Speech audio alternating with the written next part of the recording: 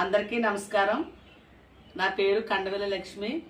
రాజానగరం నియోజకవర్గం, రాజానగరం మండలం, టీడీపీ జిల్లా ఎస్సీసెల్ కార్యదర్శి, ఆంధ్రప్రదేశ్ హ్యూమన్ రైట్స్ ఎస్సీసెల్ చైర్మన్గా కూడా ఉండడం జరుగుతుందండి.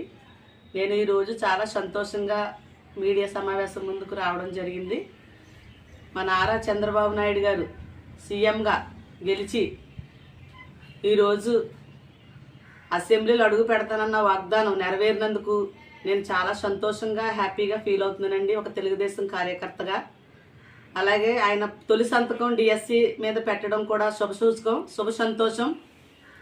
ఈరోజు పోలవరం ప్రాజెక్టు సందర్శించారండి. ఎందుకంటే చంద్రబాబు గారు మాట ఇచ్చారంటే అభివృద్ధి ప్రదాత, అభివృద్ధి చేయడంలో ముందడుగేసే వ్యక్తి మా నారా చంద్రబాబు నాయుడు గారు. అభివృద్ధి చేస్తారండి, సంపద సృష్టిస్తారు, పథకాలు కూడా విడుదల చేస్తారండి. అలాగే పెన్షన్దారులకి కూడా శుభవార్త చెప్పారండి. అందుకు ప్రత్యేకమైన ధన్యవాదాలు మా చంద్రబాబు గారు తెలియజేస్తున్నాను.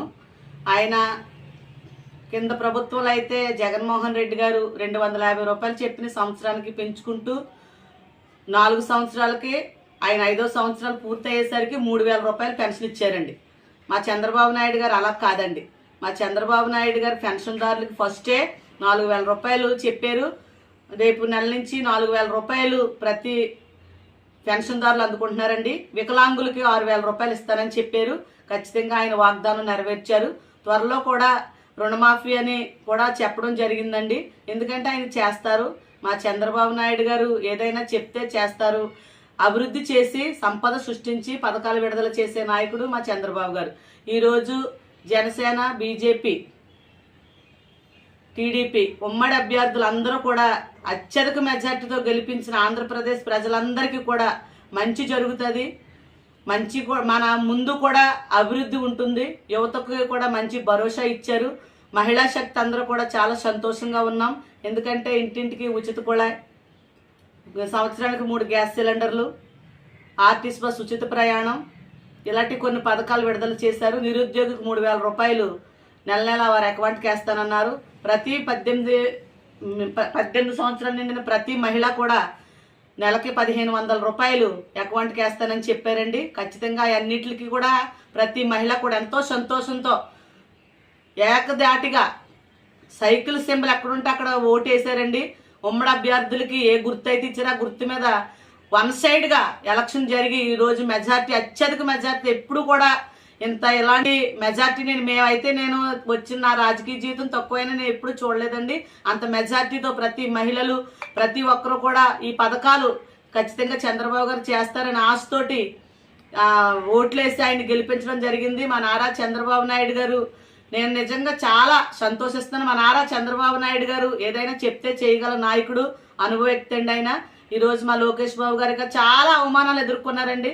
రాజమండ్రి సెంట్రల్ జైల్లో ఆయన తప్పుడు కేసులతో ఆయన్ని ఎంతో ఇబ్బందులు గురి చేశారు. ఆయన అన్నిటినీ తట్టుకొని ఆయన ఎంతో ఓర్పుతో, సహనంతో ప్రజల ముందుకు వచ్చారే తప్ప ఎక్కడ కూడా ఎటువంటిది మీరు చేయొద్దని మా కార్యకర్తలకు చెప్తూనే ఉన్నారు.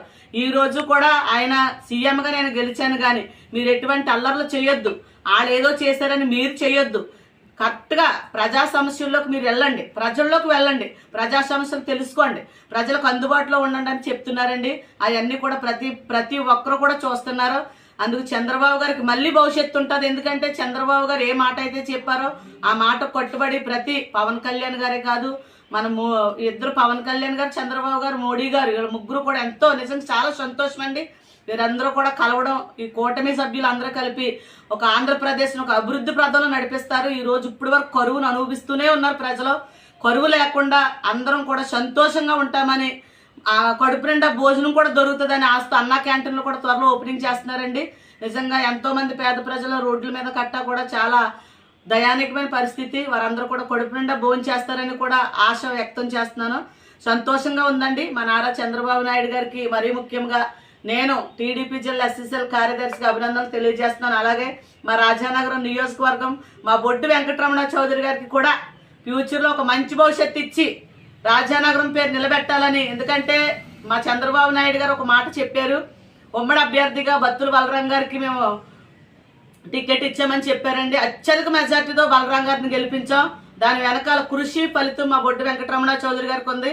మా బొడ్డు వెంకటరమణ చౌదరి గారికి కూడా మంచి భవిష్యత్తు ఇచ్చి మా అందరికీ కూడా ఒక స్ఫూర్తి ప్రదాతగా ఉండాలని మనస్ఫూర్తిగా కోరుకుంటున్నా. మీ కండవెల్లి లక్ష్మి. జై తెలుగుదేశం.